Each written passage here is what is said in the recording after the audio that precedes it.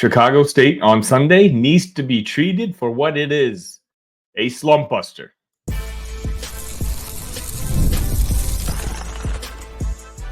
You are Locked On Illini, your daily podcast on the Illinois Fighting Illini. Part of the Locked On Podcast Network, your team every day. Welcome, everybody, to another episode of Locked On Illini, your Friday edition. My name is Sonny Verma. You can find me at IlliniCast, at TheSonnyV, or do a quick search on all the social medias. Just do a search for Locked On Illini. That's me. Send me a message. Say hello. Say something nice. Say something not so nice. Just keep it constructive. If you'd like to support this channel, please, if you can, just hit that like button. Hit that subscribe button. Right as we get started, again, I'm here creating content for you every single day. So if this is your first time watching, definitely make sure you hit that subscribe button. Today's episode is brought to you by FanDuel. The NFL playoffs are almost here, but it's not too late to get in on the regular season action with FanDuel, because right now, new customers can finish the season strong with $250 in bonus bets if your first $5 bet wins. Visit FanDuel.com to get started. On Sunday, the Illini will be pretty much wrapping up their out-of-conference schedule, playing Chicago State at home at, I believe the game's at 1 p.m. Central Time on the Big Ten Network. And if you're not well-versed with how Chicago State has done this season, let me run this by you. Loss.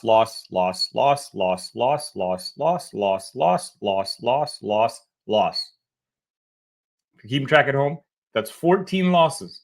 They've got 0 wins. Chicago State is potentially, arguably, and I'd love to hear the argument otherwise, the worst team in college basketball. This is the type of team that I guess I'm okay with Illinois playing, just because I think it's time to right some wrongs within the basketball team. But usually for these previews, as you guys know, I kind of highlight the opposing players to be worried about, my concerns about this game, the upcoming game, or this or that. I have none of that for Sunday. I mean, if you want an idea, according to my notes, the last time Illinois played Chicago State was November 26th, 2020. The final score of that game, Illinois 97, Chicago State 38. That's right, 97-38. And quite honestly, I want to expect a similar number on Sunday. Now, you should respect every opponent. And of course, they are playing D1 basketball. So Chicago State, I don't want you to necessarily take lightly. But this is a game where the only key I have is I don't want to see Kasparis play any meaningful minutes. If you want to have him play, the first 5 minutes of each half, that's fine.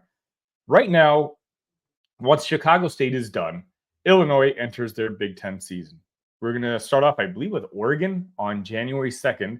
Oregon's a team that a lot of pundits actually think could win the Big Ten Conference, which would be interesting considering their football team and basketball team both winning the Big Ten Conference the first year they're in it. That'd be quite the feat for the Oregon Ducks. But regardless, they're a very good basketball team, and I believe the game is at Oregon. If Illinois is expected to start competing the way I've always expected them to, right? My everydayers in here know that all offseason long, I said that Illinois, because of the roster turnover, because of how young this team was, that we would be kind of ironing out kinks during the out-of-conference schedule. And as the days went by, the team would get better. They'd become more cohesive. They'd understand each other's likes and dislikes. And once Big Ten season would roll around, they would, in my opinion, finish, I believe I predicted top 2 in the Big Ten Conference. Right now, for the record, as of this recording on Friday, December 27th, I think we can win the Big Ten Conference. And that's my prediction as of now. But that only happens if someone else besides Kasparis starts contributing more on the offensive end. And what I mean by that is, for this team to reach its peak powers, we need Will Riley and we need Ben Humrichous. Ben obviously has been a lightning rod of attention, mostly negative over the last couple of weeks, just through his struggles when it comes to shooting, and more importantly, his seemingly inability to grab a rebound. And, well, not to even mention his defense, or maybe the lack of defense, the perception that most people have. Well, Chicago State, again, for the most part, this game should be a blowout within 5 minutes of tip-off. And what I want to see is Ben shoot the ball 15 times. Take 8 3-pointers, 10 3-pointers. It doesn't matter. Shooters, shoot. I truly believe that sometimes when you shoot as often as you do, when you're in a slump, sometimes you just need to see 2 or 3 go through the hoop. That visual itself will be enough to bring the muscle memory back, to bring the confidence back. And Chicago State's the type of rival that you should basically be shooting up these shots against. And Chicago State is the perfect opponent for you to get those shots in. Will Riley needs to go for 20 points this game. If I'm Brad Underwood, if I'm the coaching staff, I give Will the ball and tell him, hey, this is your team today. You do your thing. Every time you touch the ball, I want you to find a way to score. Now, I don't want to set up false hope, because we know Will Riley, when it comes to the lesser teams, especially earlier in the season, had no problem performing, had no problem scoring. And Chicago State is a lesser team than any of the teams that we've played on our schedules beforehand. So again, all the more reason for Will to be able to do what Will Riley can do.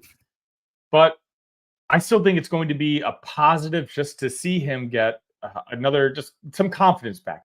Will Riley just has not shot the ball well in over a month now. As some of you saw, I believe the last game that he had a positive shooting day was November 23rd. Now, as of this recording, that's over a month ago. And it's kind of like Ben. For Ben, I think the visual of just seeing the ball go through the hoop is going to help. With Will, he's a freshman. He's a young kid. I just want him to be able to play basketball again, not stress out about anything, and just go play ball, because he's so incredibly good at it. Whether we like it or not, I know some of you are ready to move on from Ben Humrichous already for, obvious reasons, I would say. I mean, some of those can be argued, but I understand the reasoning. But I truly believe that if this Illinois team has a potential to win the Big Ten Conference, like I do think they can, you're going to need Will Riley to be your Marcus Damask, and you're going to need Ben Humrichous to space the floor in order for this offense to work the way it's supposed to work. And it's not just Will Riley and Ben. This game, I want to see Jake Davis shoot. Obviously, at the beginning of the season, I thought Jake Davis would be a redshirt candidate. I just didn't know if he would be high up enough in the rotation to warrant wasting a year. Maybe, a year of development, playing in practices, could have really helped the guy out. But obviously that wasn't the plan. Brad Underwood and him had conversations, and Brad, at sometimes Jake is the first guy off the bench, which surprises a lot of us. But Jake Davis and DGL, 2 other guys who I just want to see them on the court, and I want to see them get 15 minutes, 20 minutes. DGL has been very up and down, and mostly down this season. He's the only returning player from last year's team. Obviously, we all want it to work out. And so he's just another guy who I want to get a lot of minutes, play him 25 minutes, 30 minutes. There's nobody on Chicago State that can handle a talent like DGL. Let's be honest. If we only played the bottom 7 guys on our roster, and that includes the guys who are red-shirted, Illinois should still win by 25 plus points. There's talent discrepancies, and there's what Sunday is. This should not be a close. All of us Illini fans have been wondering, where's Kerry Booth? Where's Kerry Booth? What are we not seeing in practices that obviously Coach Underwood and the staff are seeing, to the point where Kerry Booth, a guy who started games for Notre Dame last year, is not getting any run on the court this year. I want to see Kerry Booth on Sunday. I want to see what he can provide on the basketball court, because regardless of how he's performing in practice, he'll dominate Chicago State. So I do want to get a glimpse of what do we have in Kerry. Even if it's not for this year, I want to know what his skill set looks like to see if he's going to be a part of a future Illini team. Or maybe, who knows? Again, if he has a good game on Sunday, you want to build his confidence up so that, if we need to trust him, if, hey, Morez is in foul trouble, Ben Humrichous are in foul trouble, who do we bring in as the 4? I'd rather have a kid who believes in himself. I know he's skinny.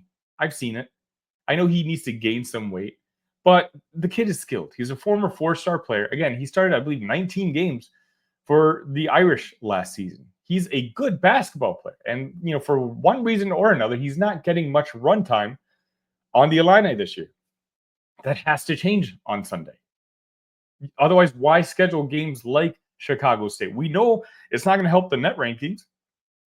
It's not going to help Ken Palm. Usually, Brad Underwood hates these sort of games. I'm sure he wishes he could change the schedule around a little bit, but he can't. So for that reason alone, let's maximize the use of this game that we have on Sunday. I wouldn't settle for anything less than like a 35-point blowout. And even if it's 35, I'd be a little disappointed. But if it's 35, but it's because Kasparis only played 13 minutes, and it means Will Riley scored 24 points. Ben Humrichous shot the ball 13 times. DGL shot the ball 8-9 times. As long as I see this game almost as a glorified practice, I'll be happy. Because as I said, the Big Ten season's starting. Big Ten season is not going to be easy. There may not be any elite teams in the conference, but there quite honestly really is a lot of good teams. And if Illinois wants to compete and win that Big Ten championship, they're going to need Ben. They're going to need Will. And they're going to need to show up on Sunday.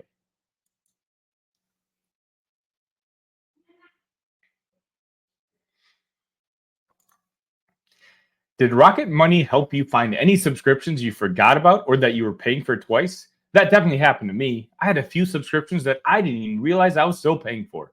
And Rocket Money made it so easy to track them all down. It's like having a personal assistant for your finances. Rocket Money is a personal finance app that helps find and cancel your unwanted subscriptions, monitors your spending, and helps lower your bills so you can grow savings. It brings everything together in one place, whether it's subscriptions, your spending habits, or even goals you want to hit this year. Rocket Money has over 5 million users and has saved a total of $500 million in canceled subscriptions, saving members up to $740 a year when using all the app's premium features. Cancel your unwanted subscriptions and reach your financial goals faster with Rocket Money. Go to rocketmoney.com/locked-on today. That's rocketmoney.com/locked-on. rocketmoney.com/locked-on.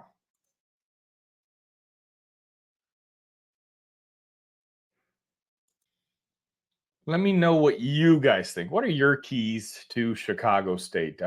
Should there be any reason to even remotely sweat about what the final result of that game on Sunday would be? Is there a certain key player that you're looking for? Do you think maybe I'm making too big of a deal about Will or Ben? I'm very curious on your thoughts. And a simple reminder, I'm going to do a post-game live immediately after the show. How do I know that? It's because I've done that after every single football game and every single basketball game so far. So again, if you're not already subscribed, make sure you hit that subscribe button and that notification bell that should be somewhere up there. And you know immediately as soon as I go live, which again, usually is as soon as that buzzer hits. Speaking of players who we need to help the roster this year, for this Friday episode, I want to have a little bit fun. And I saw a very fascinating tweet by DG Buckets, DG_Buckets on X, where he basically went through the Big Ten Conference and he kind of highlighted and updated how the outgoing transfers have been doing for each individual basketball team in the conference. And he laid the Illinois roster out pretty easily for me to read. So I thought that'd be interesting to just kind of go over and see if there's anyone we kind of wish on this roster, if we're missing anybody, because I'm very curious on your thoughts. First and foremost, Coleman Hawkins obviously went to Kansas State. So far this season, he's averaging 33.1 minutes per game, 9.2 points, 7.2 rebounds, and 4.2 assists. Dane Danger went to Memphis. He, in about 25 minutes, is averaging 10.6 points per game and 6.9 rebounds per game. Luke Goody decided to go home to Indiana. And for the Hoosiers, he's averaging 19.6 minutes a game, 6.1 points per game, 2.4 rebounds a game on 34% three-point shooting. Amani Hansberry went to West Virginia. He's playing 24.7 minutes as well, averaging 10.6 points, 6.6 rebounds, and 1.3 assists. And his teammate from last year followed him to West Virginia. Obviously, they're following assistant coach Chester Frazier. Sincere Harris is averaging 28.7 minutes per game, 4.8 points per game, 4.6 rebounds per game. And finally, everyone's favorite, Nico Moretti went to Florida Atlantic. He's averaging 22.8 minutes per game, 8.1 points per game, and 3.9 assists per. A big deal has been made about the roster turnover that Brad and the Illini have gone through this past offseason. In fact, I feel like it's brought up in every post-game chat that I do. Like, hey, this is just what you have to look forward to from now on. Brad Underwood just completely revamping his roster completely. So I thought this exercise would be kind of entertaining to see if there was anyone out there we're genuinely sad that we missed out on, that we wish was still wearing the orange and blue. And out of the 6 guys I listed, I really think the only one that would have fit on this roster is probably Coleman Hawkins. Now, Coleman, I think if you injected both Brad Underwood and Coleman with the truth serum, they both wish that the other had stayed in Champaign. Now, Coleman got the bag, right? There's no hating going on in any sort of way. When you get paid $2+ million to play college basketball, how can I hate you for jumping on that opportunity? But I've said this before. Imagine Coleman Hawkins as a starting 4 on this basketball team, being next to Trey White and Thomas Slavovicic, and not asking to be the center like he was last year, getting just beat up by the other big men in the Big Ten Conference. Just, hey, rebound the ball, play good defense, and shoot the wide open 3 that Kasparis is going to give you.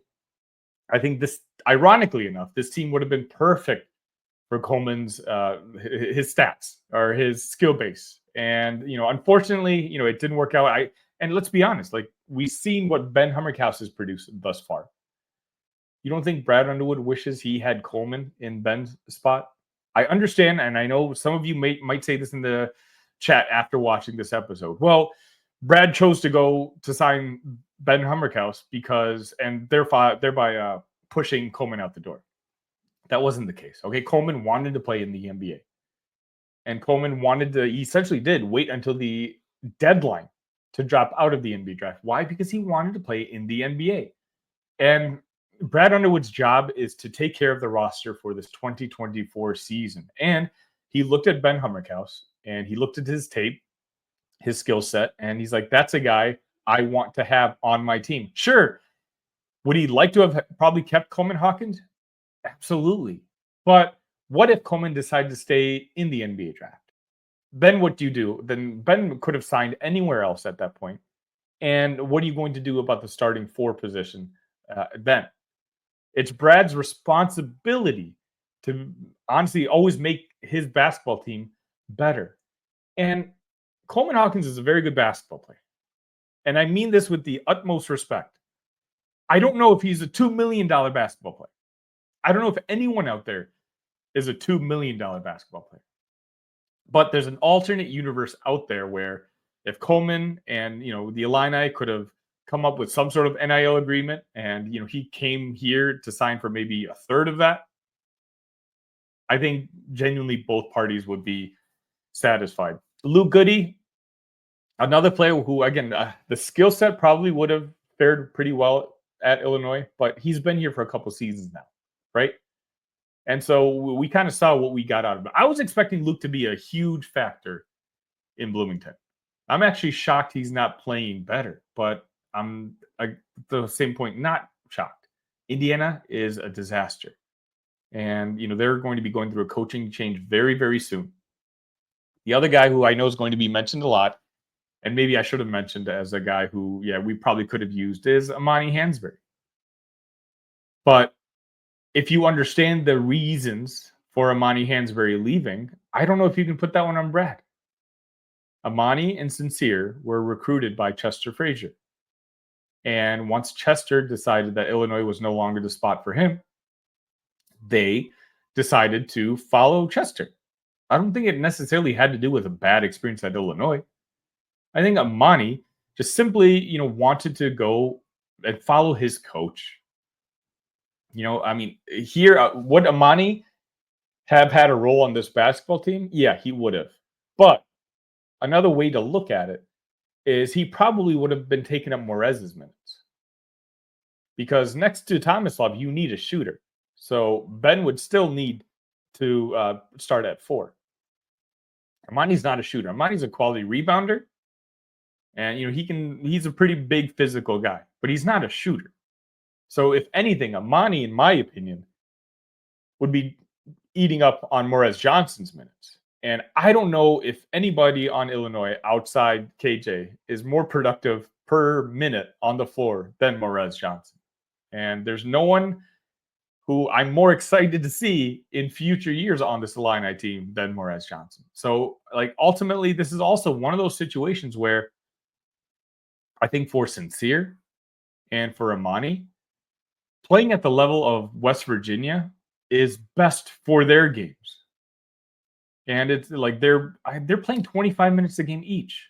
Sincere's playing almost 29 minutes a game. They would not be playing those type of minutes at Illinois. At least I don't think so. Let me know in the chat if you disagree.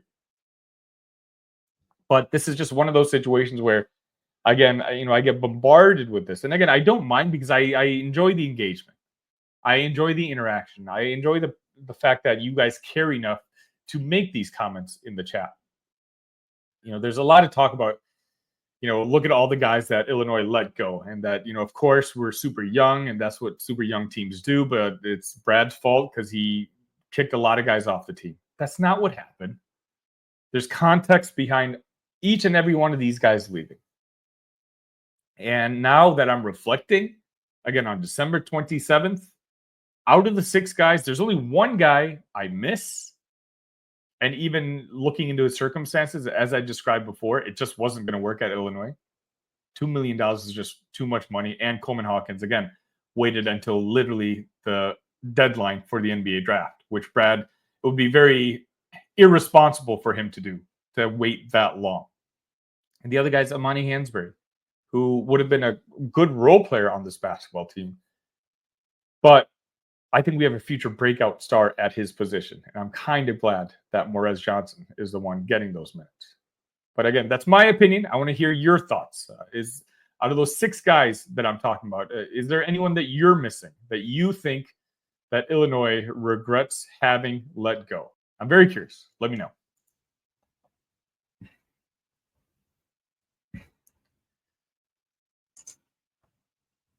The NFL playoffs are almost here, but it's not too late to get in on the regular season action with FanDuel, America's #1 sportsbook.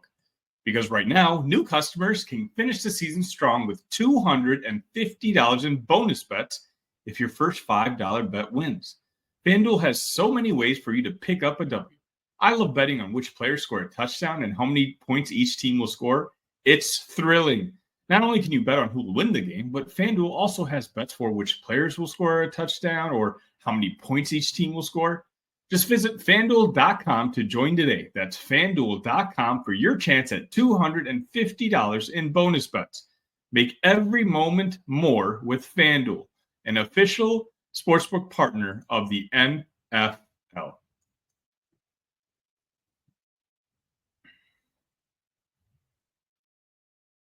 And that's going to just about wrap it up for this edition of Locked On Illini. Thank you all so much for tuning in for as long as you did. Again, if you're not a member of the Discord, there's going to be a link in the chat. We're talking Illini sports all day, every day. And not just Illini sports. We're talking about life. We're talking about sports in general. We're talking about the bowl games that we're watching live. So if you're on Discord, I know not a lot of you are, but if you are on Discord, make sure you click the link and join the Discord for Locked On Illini. Sunday, again, I'll be on immediately after the game. Next week, I've got interviews lined up like crazy. We're going to have so much content for you. We're going to be looking at all the individuals from the Wisconsin Badgers that are now going to be Illini next year. And so we're going to have someone on who's been able to watch these former Badgers their entire career, and they can kind of give us a glimpse, a scouting report of what us Illini fans can expect to see next year. But again, it's not just that. Every single day, we're going to have some content for you. So if you haven't already, make sure you hit that subscribe button. I hope you all enjoy your weekends, and make sure you find me right here on Locked On Illini on Sunday, immediately after Chicago State, where hopefully we can celebrate another 59-point win together. Until then, ILL, love you guys.